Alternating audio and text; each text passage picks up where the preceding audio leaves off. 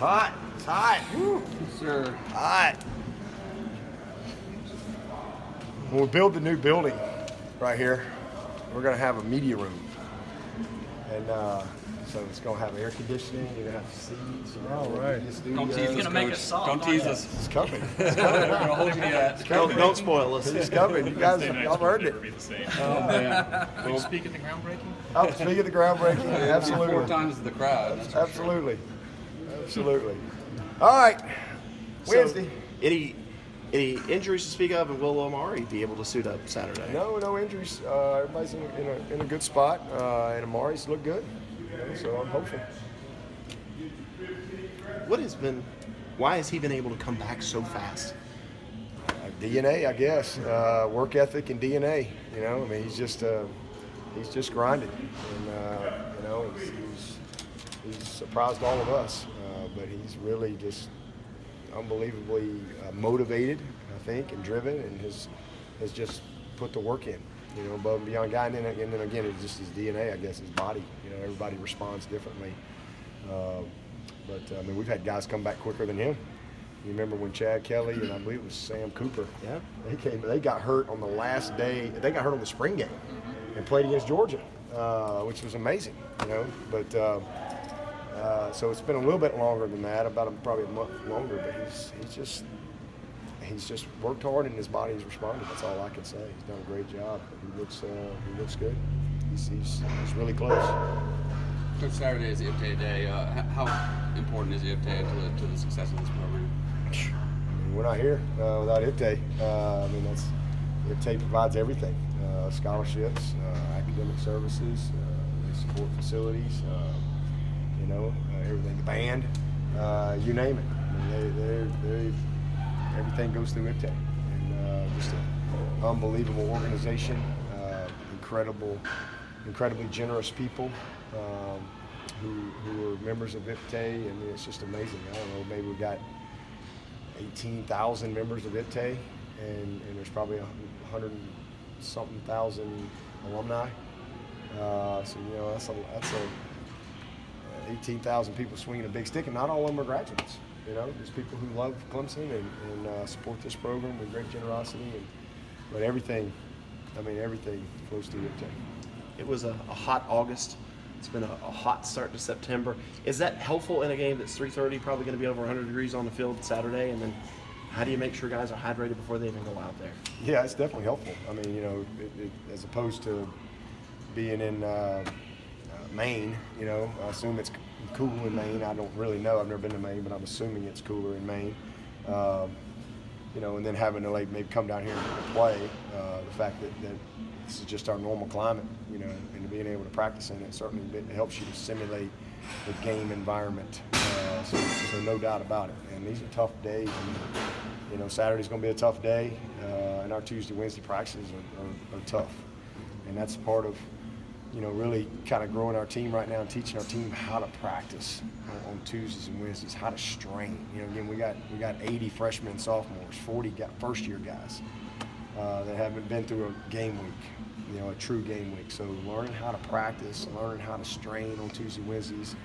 And, Wednesdays is a 2-minute day. We finish 2 minutes at the end of practice, just kind of like a game, fourth quarter, end of the game. It's been a long game. You're tired. And so, I think the heat definitely helps us to simulate, the elements. But at the end of the day, we just got to be ready to put it all together on Saturday. Is Kellen Long the guy who came to camp here? He did. He just was like a in and out. He was an impressive guy, a guy we really liked, a guy we offered, but was here like one practice, and so I got to see him throw just a few minutes, and he was gone. So, but a guy we really like a lot. He's a great player. Does Chase ever talk about going head-to-head against him in high school? No, he hasn't. I didn't. Did they play him? 2016, I believe. He's out in Texas somewhere. But IMG. Yeah, I don't know. How much of a different player is Isaiah now than he was against A&M a year ago? Simmons? Yeah. Oh, night and day. He's night and day. Last year he's a first-year starter. Redshirt sophomore. Kind of learning what to do. And he just knows so much more. I mean, our whole secondary is different than we were this time last year. I mean, we played the first game against Furman, played the triple option, and then we go out there and played really good for about 3.5 quarters, and then we just didn't execute well in that fourth quarter. And again, it's one thing for them to make competitive plays, but we had some guys running wide open. Where we bust some things, and so he's just a totally different guy. Just a much more knowledgeable, confident, consistent, down in and down out player. How much different or better has it been preparing for Texas A&M this year, just having a full season of game footage with the same coaches and the same players? A lot better, because again, you're watching all their tape. You got a season, to study, and they'll have wrinkles and they'll have some game plan stuff, and they didn't do anything last week, so we didn't really get much out of that other than watching personnel and some of their base stuff. But we know their base stuff, so they'll have wrinkles just like we will. That's just part of football, part of game planning, but you at least know what their identity is. They're not going to change their identity. So you got, and then again, being able to watch, like I said, 13 games of tape, and really watching those kids that are back, that helps you. This is helpful for this young team. Start out ACC opponent, SEC opponent week 2, go on the road to Syracuse week 3. There's no gimmies in there. No, we got it. We're in a rocket ship, man. I mean, we're not in a air balloon, slowly lifting up here and enjoying the view. I mean, we're better buckle up. Here we go. But yeah, it's good. I mean, I think it's gonna make us better.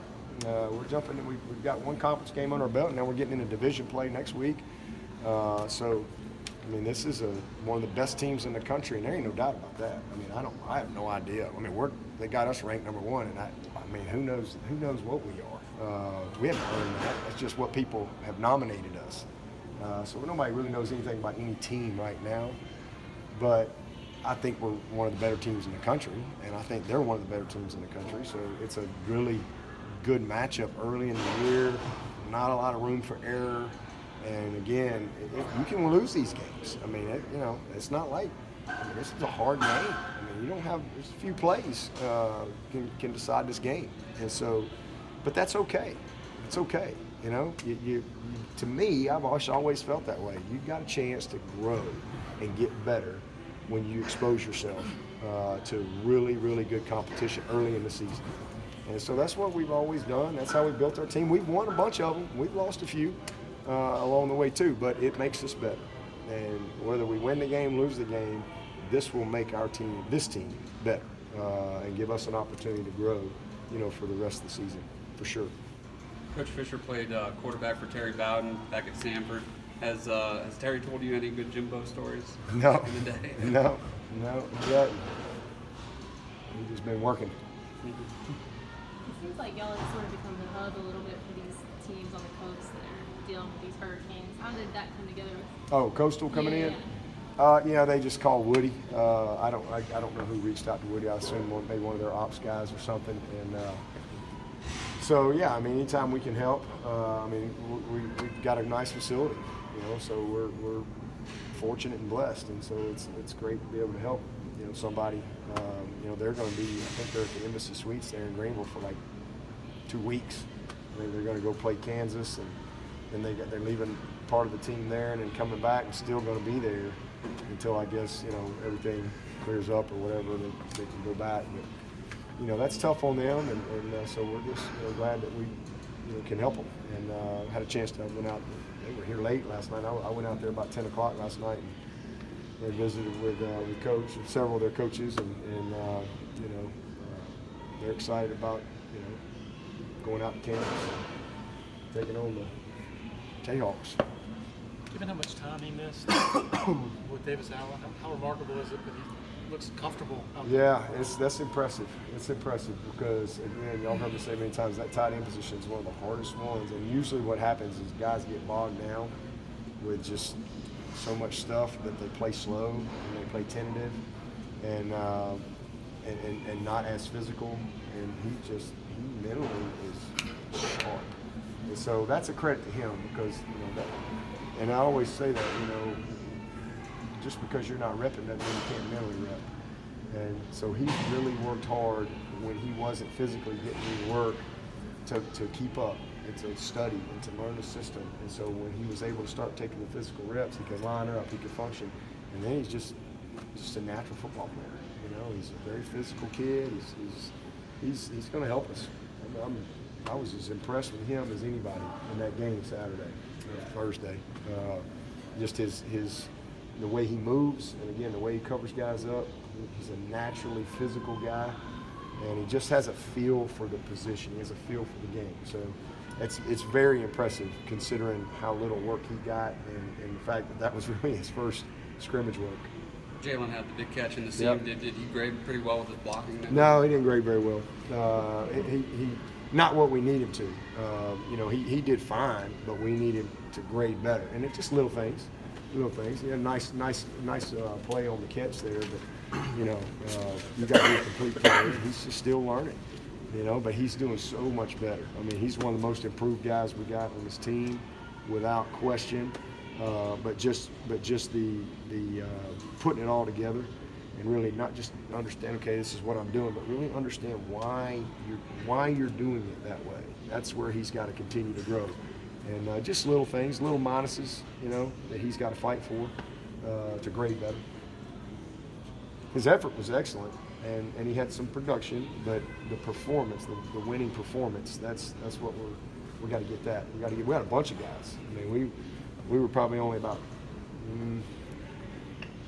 60-something% on offense and defense, you know, winning performances. You know, but we grade them tough. I mean, effort was great, and a lot of production was there. You know, but as that margin for error gets smaller, you don't have as much room for error. So our winning performances have to go up. And we don't ask anybody to be perfect. You know, a lot of the guys' winning performances is 75% at certain positions. You know, quarterback, it's 90, receiver, it's 85. You know, so everybody's got a grade. So nobody's gonna be perfect. There's room for error there from a performance standpoint, but you know, we just got to have more guys meeting the standard. All right. Thank you, Coach. Thanks, Coach. Okay. Thank you. All right.